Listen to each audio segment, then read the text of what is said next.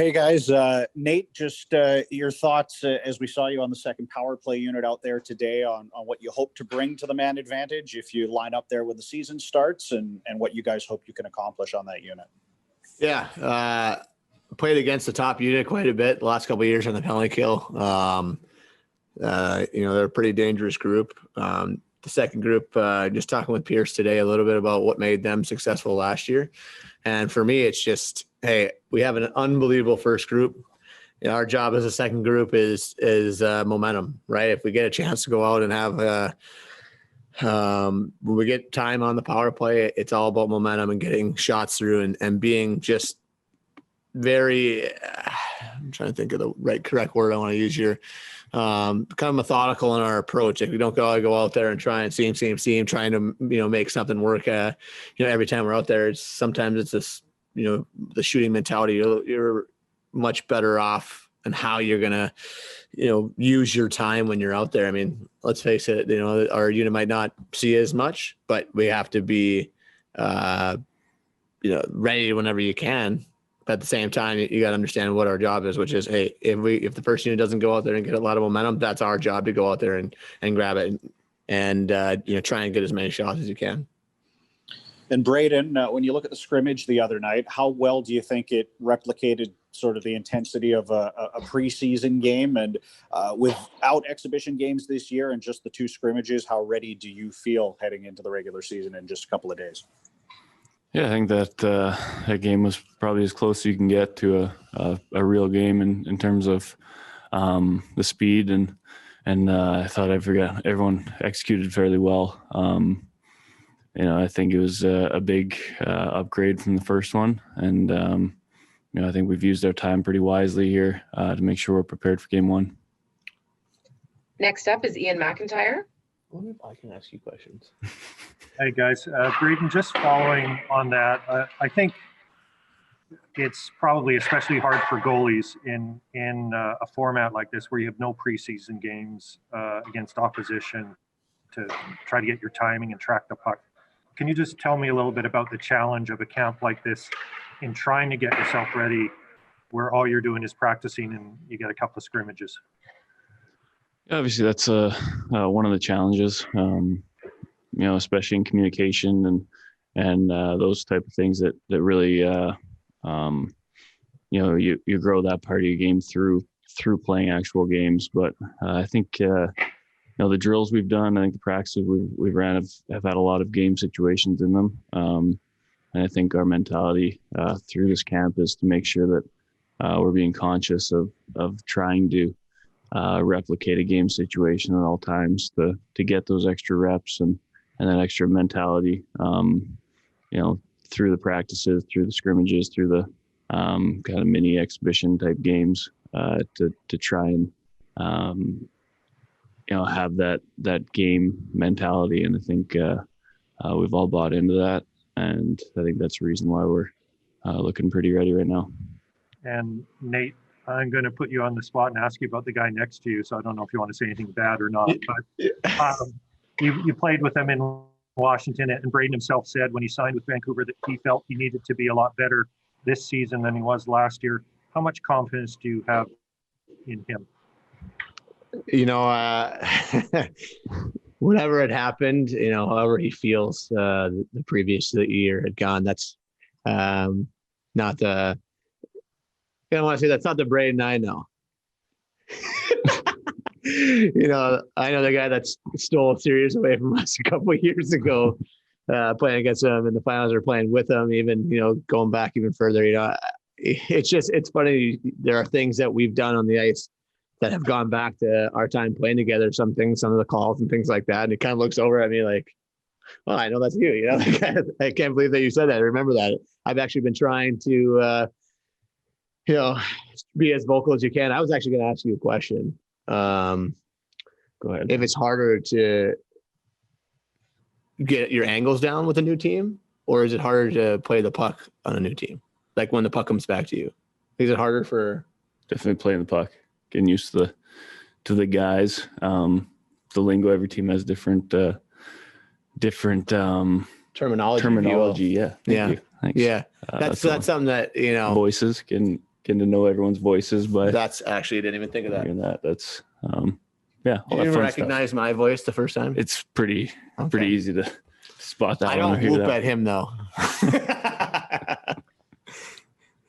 All right, very good question, Nate. Now we're going to go to Ben Kuzma. Well, that's a tough act to follow. But Self questions are hard. I get okay, it. Nate.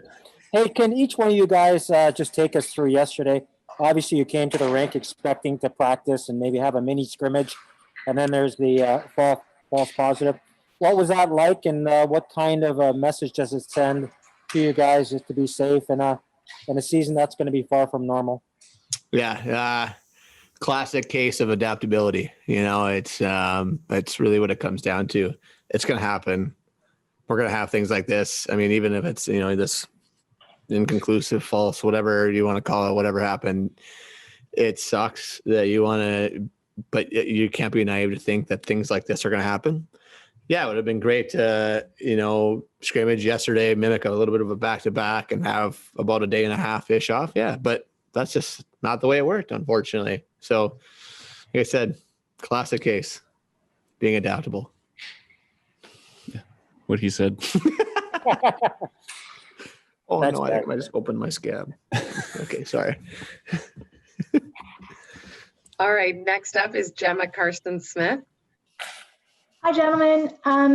Obviously, it's been a weird, it's been a weird couple of months for everyone, but maybe a little bit more weird for you guys because you've actually had to do the physical move from the States to Canada, from one team to another team. I'm wondering if you can take us through that process and maybe some of the hiccups that you've gone through, perhaps involving some tortoises.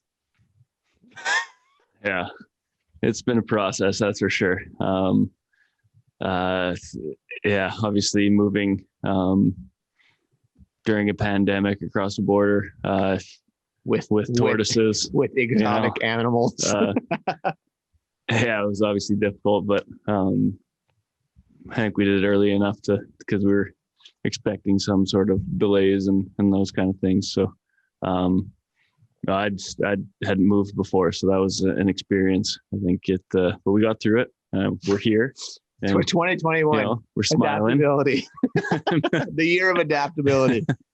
Got to know Montana a little bit better, and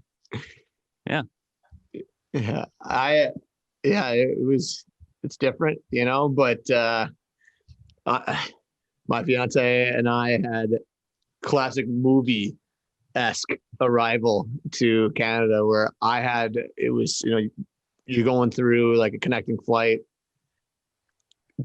Had our work visas and all that stuff worked out already, but when they called in, my gal's number wasn't ready yet. Allie's number wasn't ready yet, or something. So they wouldn't let her on the plane. Thankfully, like the team services here, the guys got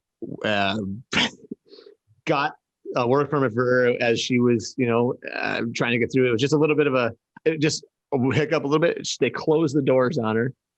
She was going to stay. All of a sudden, someone had walked out, and she's like running down the jetway to the plane, like around the door, like they opened the door up. It was legit classic right out of a movie. It was awesome.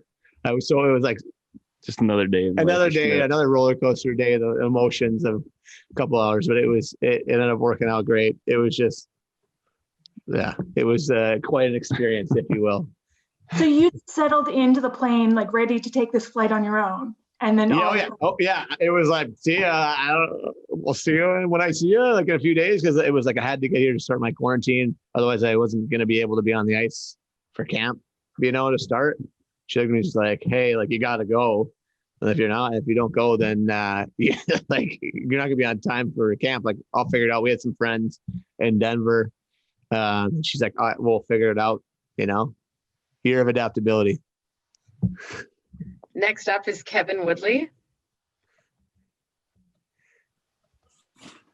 Yeah, hey, Braden, I was just curious, obviously watching some of the changes you're going through with Ian Clark, and I know you talked about him in terms of, you know, some of the post entries, play behind the net and track downs. How is that in terms of going from working on something new and thinking about it to it becoming instinctual? Like, are you at the instinctual stage yet, or how do you have to worry about that as you go into a season? Yeah, I mean, it's all repetition, right? In order for you to make something second nature, you have to repeat it enough that you kind of forget the old way. I think we've been working on a few things that have all made sense. And now we want to get to that point where you start a game, you play a game, you prepare that way, and then it just happens naturally and organically. So, I think we've had a really good camp here, and we're just excited to get going now. You haven't been a big fan in the past of 3 goalies. Do you think it'll be important this year to find a way to use that third guy to manage rest for you and Thatcher? Not so much as maybe even days off, as just get your work in and get off type of thing. How do you see that going this season with the extra guy? I haven't really thought. I have no idea how it's going to work out. I haven't really thought much about that. I'm a guy that if our team's practicing, I want to be there and go through the reps with everyone else. That's how you it's hard to get you to take an optional sometimes. Not much of an optional. Yeah. I don't know. Here to play hockey, might as well play, right? Yeah. And with the last question for these guys is Jay Janauer. Nate, I have to applaud you for your love of being on the ice. I don't know if I've come across a professional who has as much fun that you do every single day. Do you ever have a bad day?